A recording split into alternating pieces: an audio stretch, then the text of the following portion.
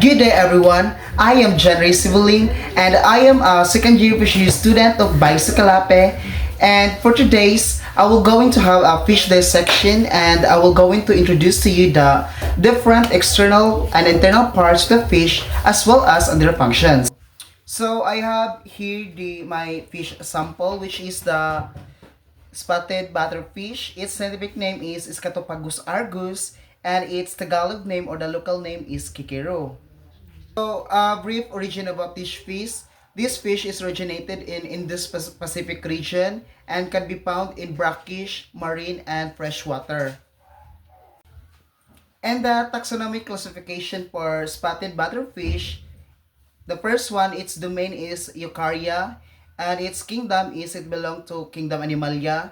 Its phylum is belong to phylum Chordata, and its class is belong to Actinopterygii or the rapine fish, and its order is the Perciformes, and its family is Scatopigidae, and its genus is Scatopagus, and its species is Argus.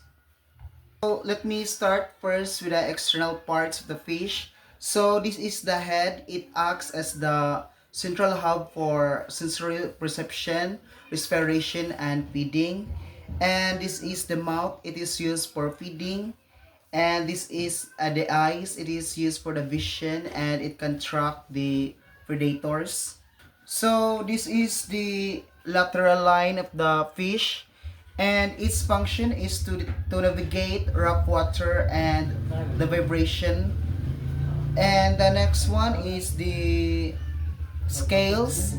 Scales act as the protective layer or the dermal layer of the fish, and also scales helps the fish to swim in water.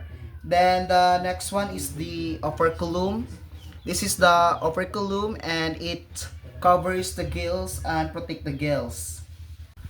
So the next one is the different type of fins. So the first one is the dorsal fin. It is located in the top or back of the fish. Its main function is to help fish in quicks, turn or stops. So the next one is the caudal fin or also known as the tail fin. This is the caudal fin or the tail fin.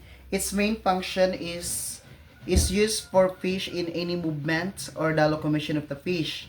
So the next one is the anal fin. It is located ventral side just behind the anus. Its function is to use in support the dorsal fin, and it helps stabilize the fish in swimming and controls the rolling motion. So the next fin is the pelvic fin. It is located ventral below and just behind the pectoral fin, and its main use is to help fish in stability and slowing down the fish.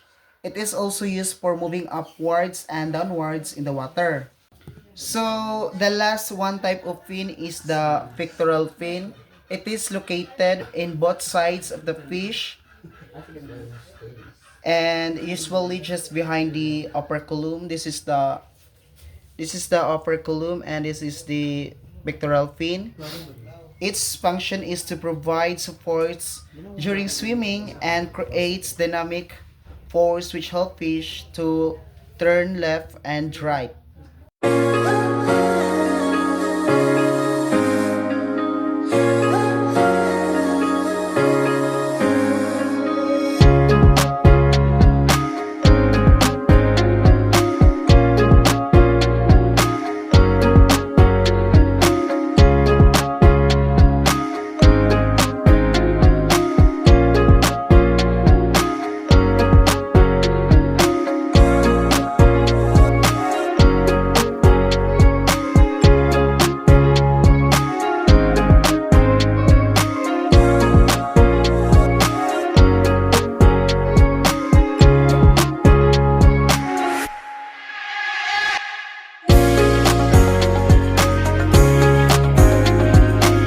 So we're done dissecting the fish. Then let me introduce first the first internal parts of the fish. So this is the spine or the vertebral column. Its main function is to provide support and protects the spinal cord. So this is the spinal cord or the vertebral column. So the next internal part is the liver. So this is the liver. Its main function is to detoxify our body and it's involved in digestion. So the next internal part is the stomach and the intestine. So its main function is to digest food and absorb nutrients. So next internal part is the gills. So this is the gills. Its main function is to extract oxygen from water and expel carbon dioxide, which is essential for respiration. The next internal part is the kidney. So this is the kidney of the spotted butterfish. Its main function is to filter liquid waste from blood, which help regulate water and salt balance, allowing fish to survive in fresh or salt water. So the next internal part is the heart. So this is the heart of the spotted butterfish. Its main function is to pump blood throughout the fish circulatory system, which the fish hearts have one atrium and one ventricle. So this is the heart. Na. The next internal part is the gonad or the reproductive organ of the fish.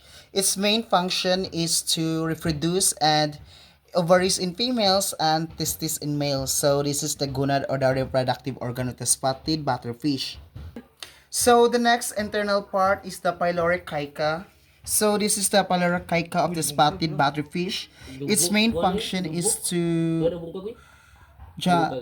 secrete digestive enzymes and may absorb nutrients.